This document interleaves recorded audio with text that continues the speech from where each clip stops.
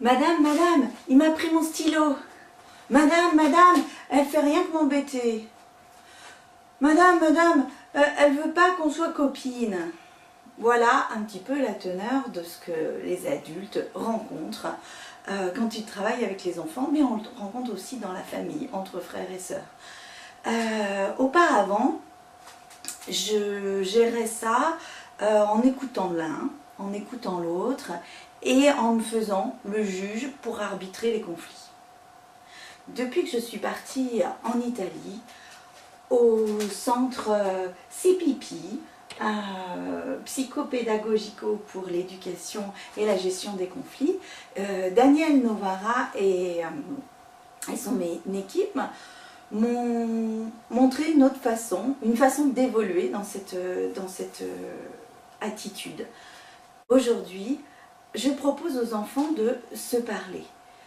Ils ont mis au point l'angolo dei conflitti, le coin des conflits, et la petite pelote de laine pour se parler et se renvoyer la parole. Voilà, les enfants viennent vous voir et vous n'êtes plus que le médiateur pour qu'ils puissent se dire ce qui ne va pas entre eux.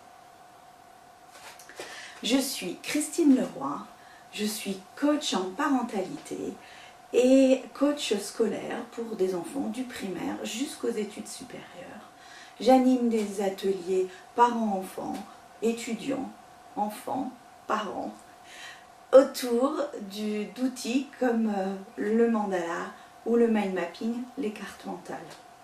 J'ai rencontré la méditation pleine conscience il y a 3 ans au cours d'ateliers balade, méditation et mandala. Avec une amie sophrologue, nous allions dans la nature, nous promener et proposer des exercices de pratique de méditation et la création de mandala. Avec l'association Lydie Lang, je fais partie du projet européen de recherche sur la parentalité consciente.